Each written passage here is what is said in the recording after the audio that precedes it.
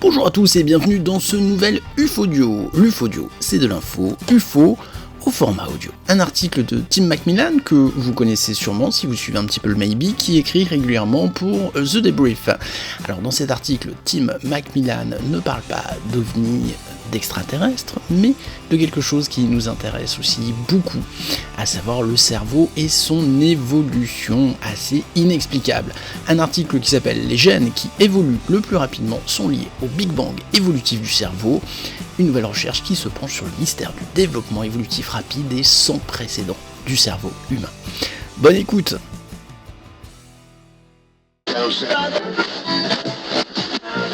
Des recherches publiées dans la revue Neuron confirment que près de la moitié de plus de 3000 régions du génome humain qui sont décidément différentes de tous les autres mammifères ont joué un rôle vital dans l'évolution rapide du cerveau humain. Manquant de griffes imposantes, de rangées de dents acérées comme des rasoirs ou d'ailes pour voler, le cerveau humain volumineux et complexe est le seul facteur décisif qui a fait de l'humanité l'espèce incontestée du sommet de la planète Terre.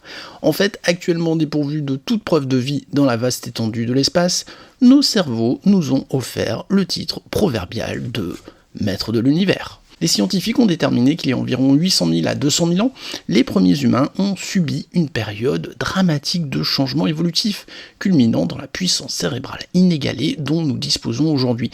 En plus de l'augmentation de la taille globale du cerveau, au cours de cette période de croissance rapide, le cerveau humain a évolué pour développer de nouvelles régions cérébrales, à savoir le néocortex, qui offre aux humains un fonctionnement et des capacités cognitives de haut niveau inégalés.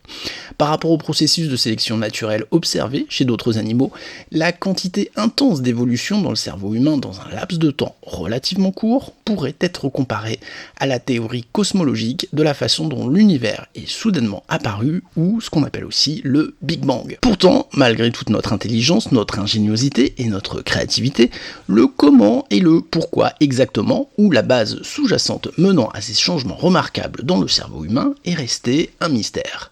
L'une des questions les plus intéressantes en neurosciences est probablement qu'est-ce qui fait de nous des humains ? Plus précisément, qu'est-ce qui différencie le cerveau humain de ceux d'autres espèces étroitement apparentées ? L'examen des régions humaines accélérées nous a fourni un moyen très ciblé d'étudier cette question d'un point de vue génétique. Travaillant pour s'attaquer au mystère persistant du cerveau humain, une équipe de scientifiques a examiné 3171 régions du génome humain, précédemment identifiées comme étant nettement différentes de tous les autres mammifères. La science génétique appelle ces régions uniquement humaines du code génétique régions humaines accélérées ou HAR.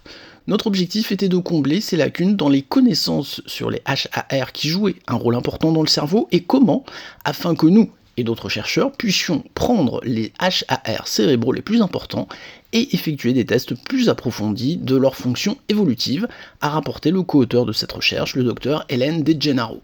Les chercheurs ont développé une approche appliquée appelée capture MPRA pour tirer parti des sondes d'inversion moléculaire à code barre pour capturer des éléments HAR entiers et leur ADN environnant. Surmontant certaines des limites des méthodes antérieures, les scientifiques ont examiné les différences critiques dans la fonction d'amplificateur HAR entre les humains et les chimpanzés grâce à cette nouvelle technique. Les scientifiques ont examiné les données recueillies grâce à la technique capture MPRA avec des données épigénétiques dans les cellules neurales fœtales humaines pour identifier les HAR qui semblaient jouer un rôle essentiel dans le développement du cerveau. En examinant les résultats, les scientifiques disent avoir découvert une activité des HAR spécifique au cerveau et d'autres activités limitées au développement de types de cellules spécifiques dans le cerveau du fœtus par opposition au cerveau des adultes. En particulier, les chercheurs ont découvert qu'un gène régulé par HAR appelé PPP1R17 s'est avéré avoir subi des changements rapides dans les modèles d'expression du type cellulaire et du développement des primates non humains et des humains. Ces mêmes changements ont également été notés entre les non-primates et les primates. Le gène régulé par HAR PPP1R17 s'est également avéré ralentir la progression des cellules progénitrices neurales à travers le cycle cellulaire. Les chercheurs disent que cela est remarquable car l'allongement du cycle cellulaire et le ralentissement du développement neurologique sont une caractéristique cruciale du cerveau humain.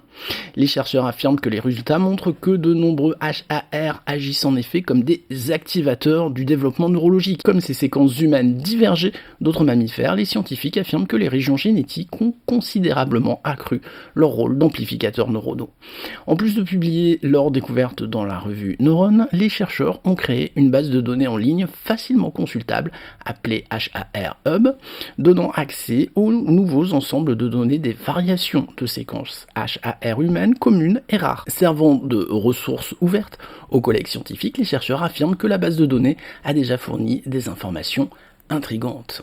Les données récentes soutiennent également des recherches antérieures qui ont révélé que les humains occupent une position tout à fait unique sur l'arbre de la vie, grâce à un nombre sans précédent de mutations génétiques et à des processus de sélection intenses dans un laps de temps concis. Notre travail constitue une avancée importante dans l'étude de nombreuses régions génomiques, à la fois pour nous aider à reconstituer l'image très compliquée mais convaincante de l'évolution du cerveau humain, a déclaré le Dr Walsh.